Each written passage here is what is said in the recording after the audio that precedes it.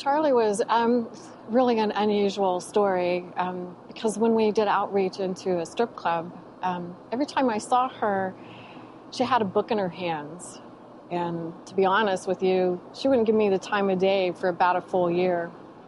So finally, one Christmas, we were bringing in Christmas gifts and beautiful bags that we had prepared, and she saw us coming in the door, and she announced to me, "I hate broccoli and I hate Christmas."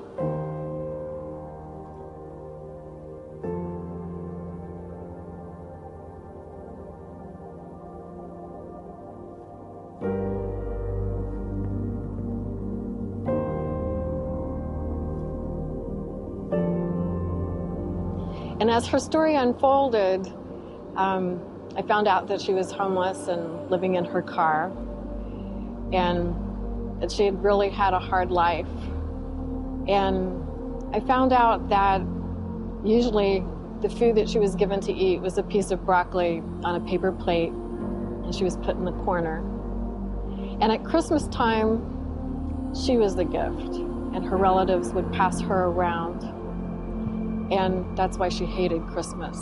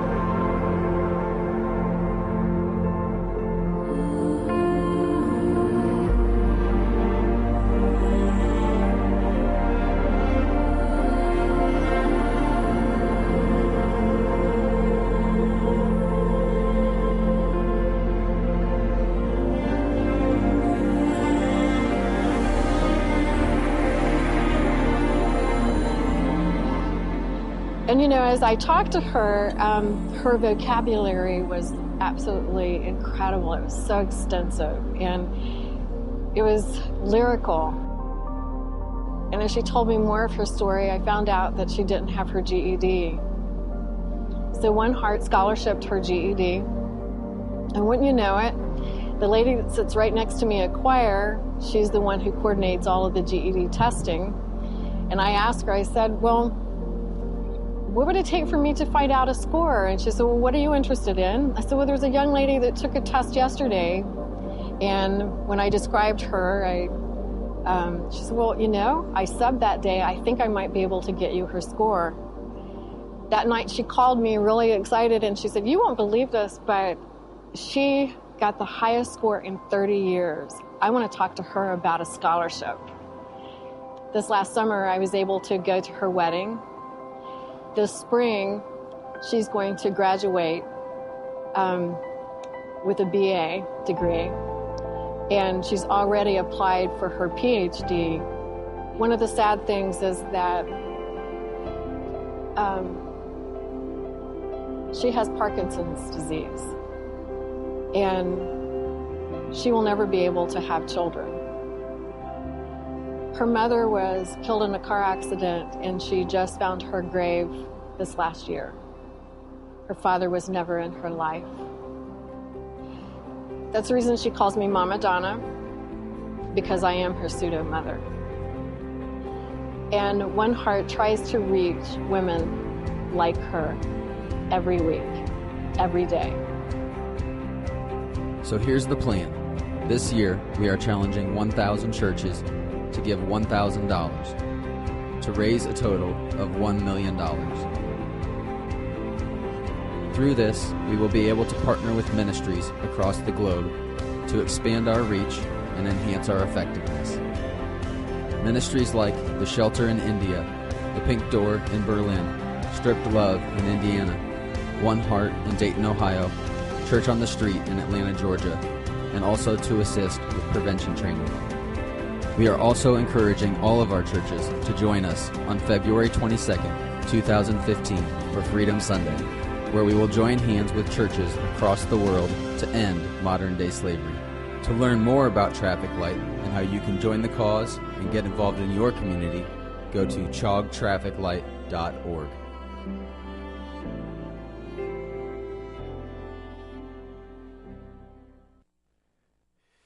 Mindy was the youngest child out of 6. And though she was only 10 years old, she knew it was her duty to provide for her family. With no jobs in her village, she accepted a waitress job in the United States through her uncle. When she arrived in L.A., her new boss took her passport from her for safekeeping.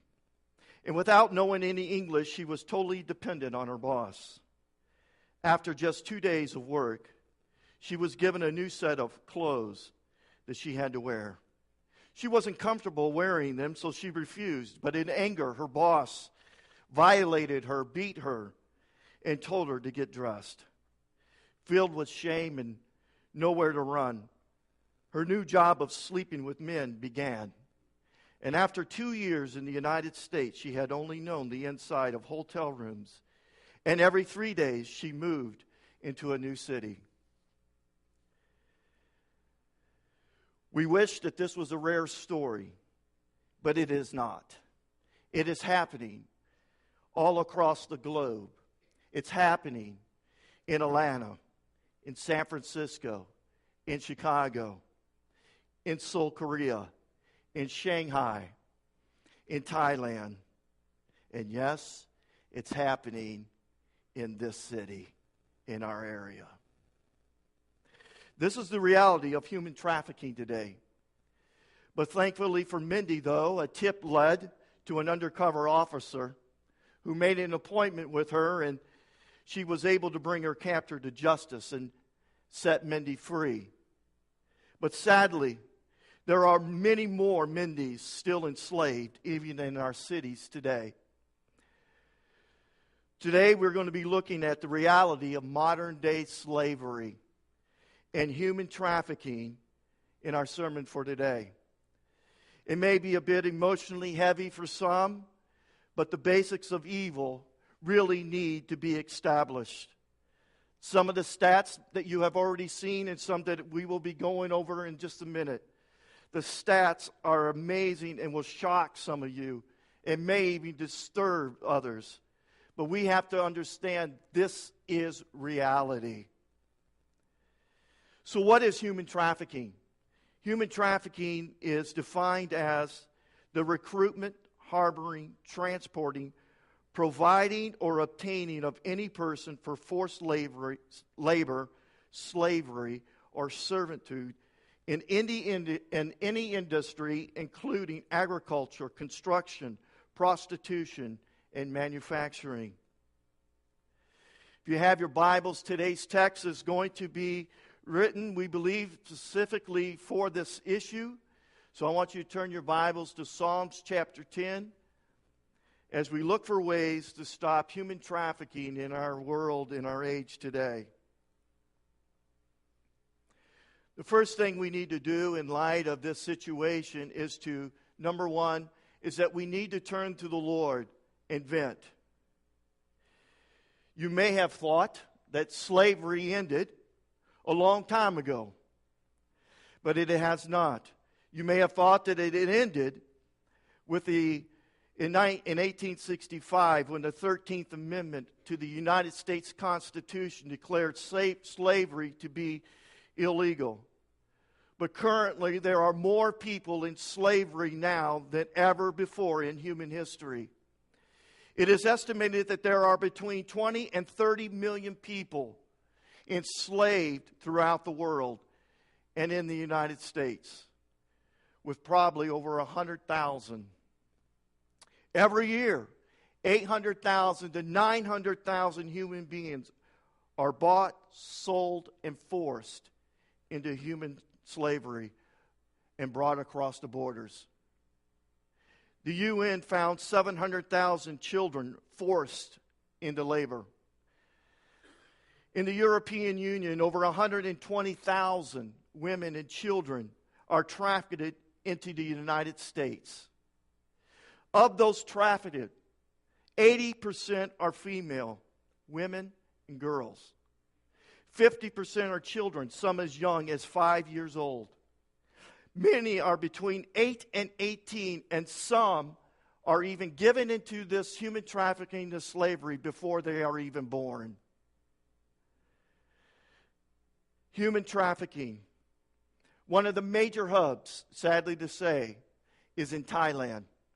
And if you notice, it is one of the ministries that we have.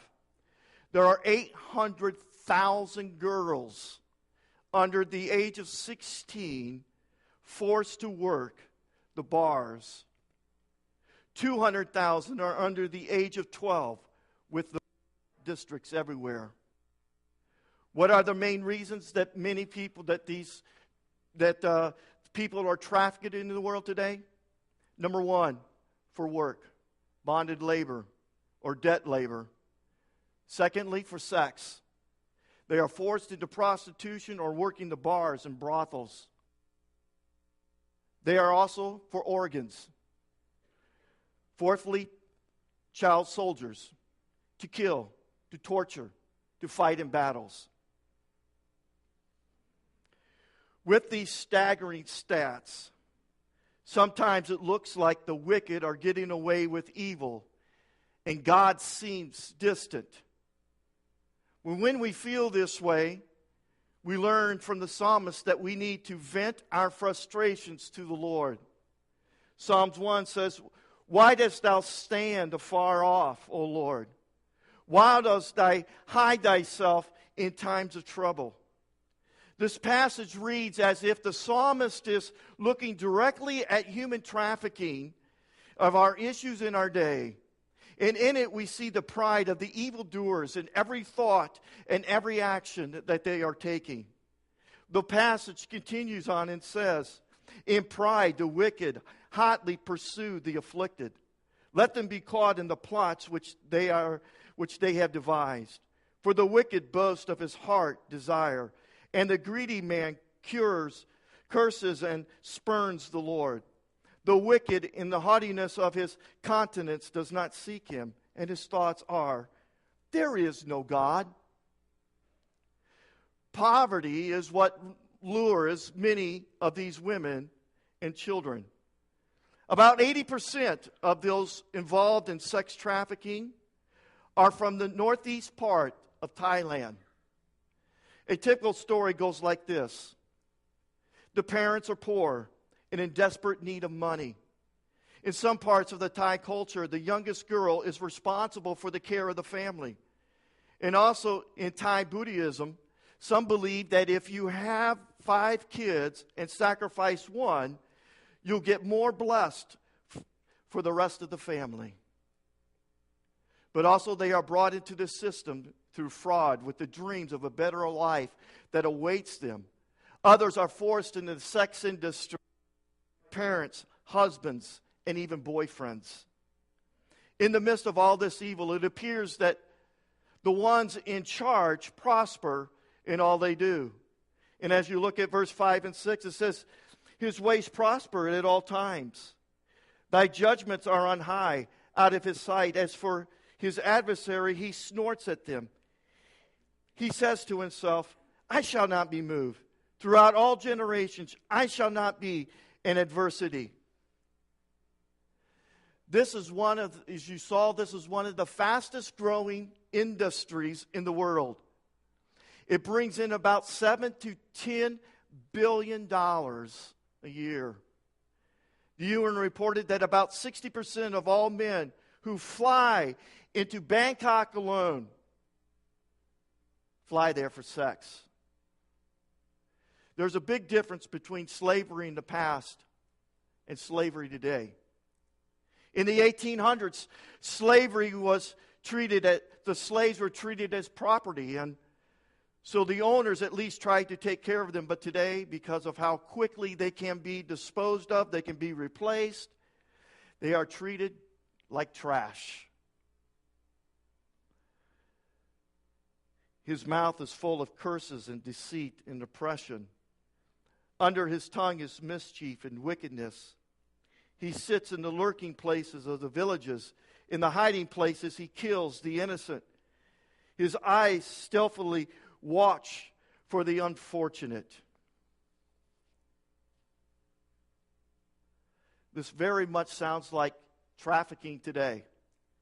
Traffickers target the poor because they're the most willing to give up their children for money.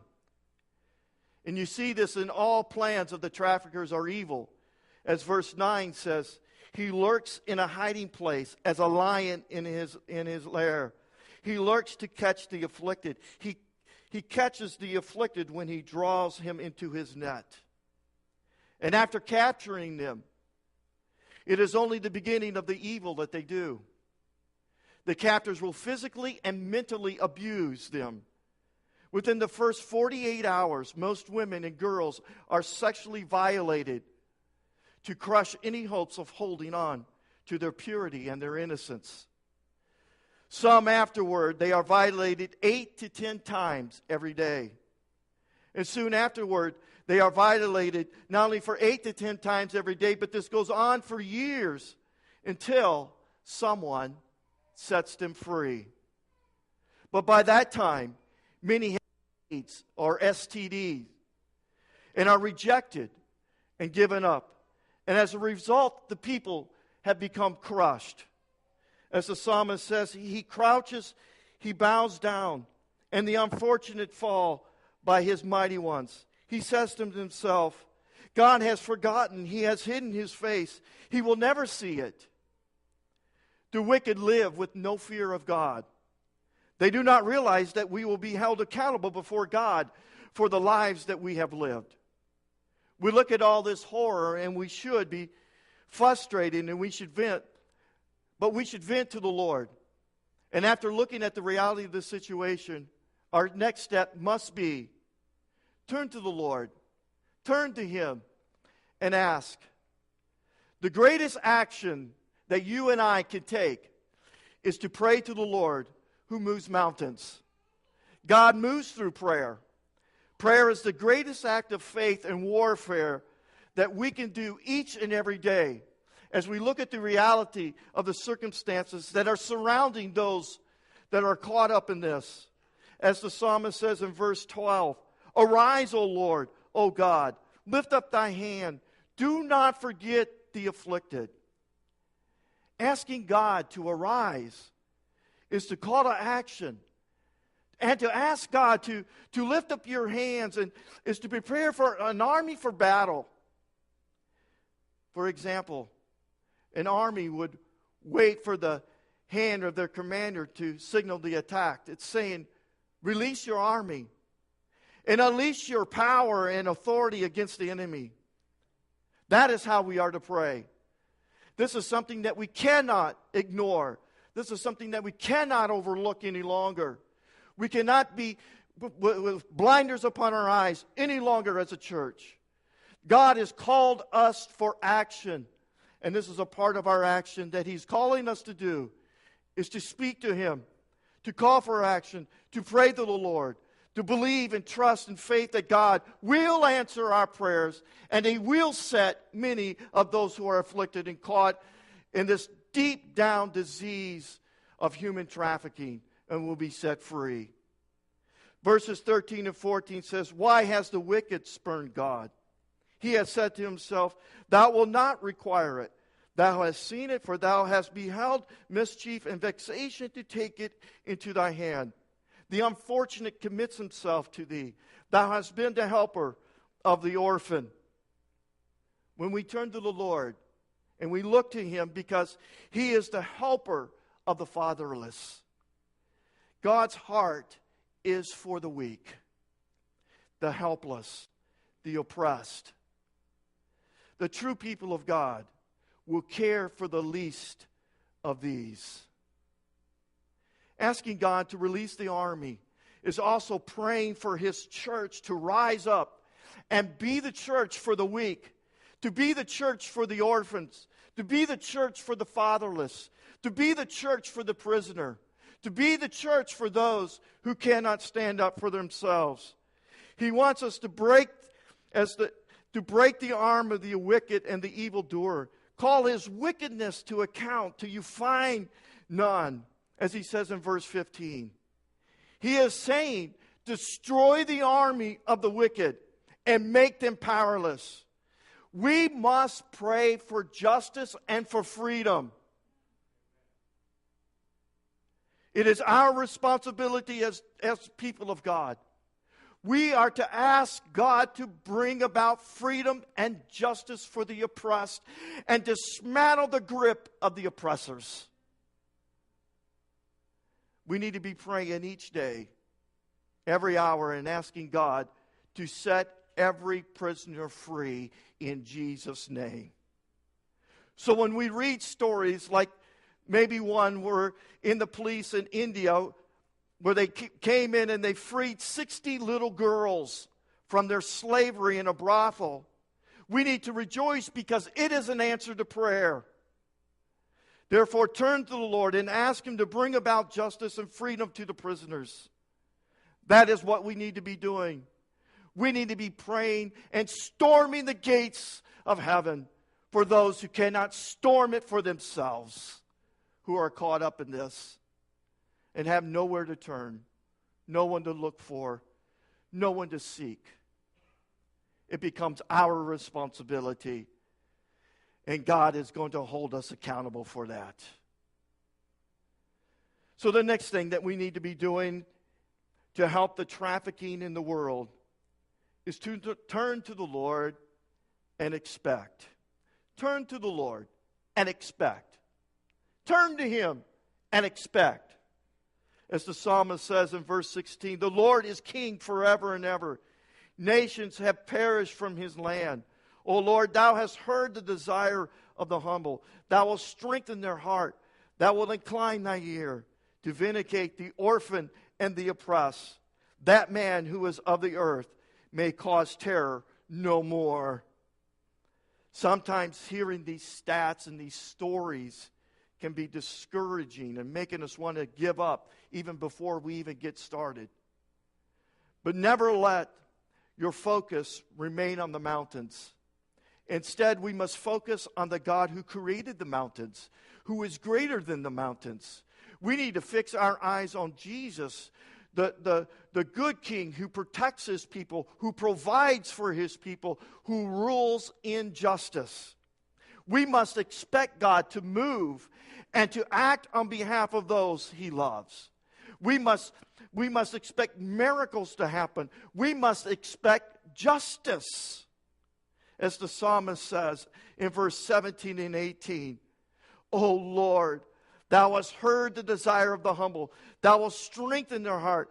Thou wilt incline Thy ear to vindicate the orphan and the oppressed. The man who is of the earth may be caused terror no more. God also gives in response to expectations of faith. When we expect great things from God, our great God, guess what? Great things will begin to happen. When we expect great things, when we expect great things from our great God, great things will happen. Great things will happen. And finally, in order to stop this trafficking, we have to turn to the Lord and we have to act. After we have vented to the Lord, ask the Lord for freedom, expect Him to work, we must then turn to the Lord, meaning stay in prayer, but also act on behalf of the Lord for the primary means of accomplishing justice is through His people. Isaiah 61:8 says, I, the Lord, love justice. What is justice to God? Our idea of injustice in the world is a bit different from the Bible's idea. Just like Gary Haugen puts it, we think getting cut off on the street while driving is an injustice. Or when we're at the grocery store with 3 items in the 10 items or less express lane, and the person in front of us has 15 items. You know because you've counted. Injustice, we cry out. But according to God, injustice is an abuse of power where the strong take from the weak and deny the rights of life, liberty, and dignity. Injustice is when police officers who makes only $60 per month will allow women and children to be abused and kidnapped because the pimp will pay them off to look the other way. God hates injustice and wants it stopped. God hates seeing the poor exploited. God hates seeing children abused and women imprisoned. God hates what is happening in our world. God hates when this happens. But until Christ returns as God's plan for the justice of the world, he says in Micah 6:8, he has told you, O man, what is good. And what does the Lord require of you? But to do justice and to love the kindness and to walk humbly before God. Woe to you, scribes and Pharisees, hypocrites! For you tithe mint and deal in cumin and have neglected the weightier matters of the law, justice and mercy and faithfulness. These you ought to have done without neglecting the others, says Jesus in Matthew 23:23. How will the oppressed, how will the oppressed and the suffering see the goodness of God? Through his body, the church. We are his hands that hold them. We are his arms that embrace them, and his defense that will fight for them. You and I are the light of the world. You are the salt of the earth. God is against injustice. So when we fight for justice, we are fighting for the things that has God's heart, and therefore God fights with us and for us. We must act as the people of God on behalf of God. Edmund Burke said, all that is necessary for the trump of evil is that good men do nothing. We must be Christ to them. Paul says in Romans 6, but thanks be to God that who were once slaves of sin have become obedient from the heart to the standard of reaching to which you have committed, and having been set free from sin, have become slaves of righteousness. This fight for freedom is a physical expression of what the gospel seeks to do in every area of our lives. It is for freedom that Christ has set us free. And that is why you have your freedom, your finances, your faith, so that the purpose of God might be accomplished through his children. That is through you and through me. So what can we do?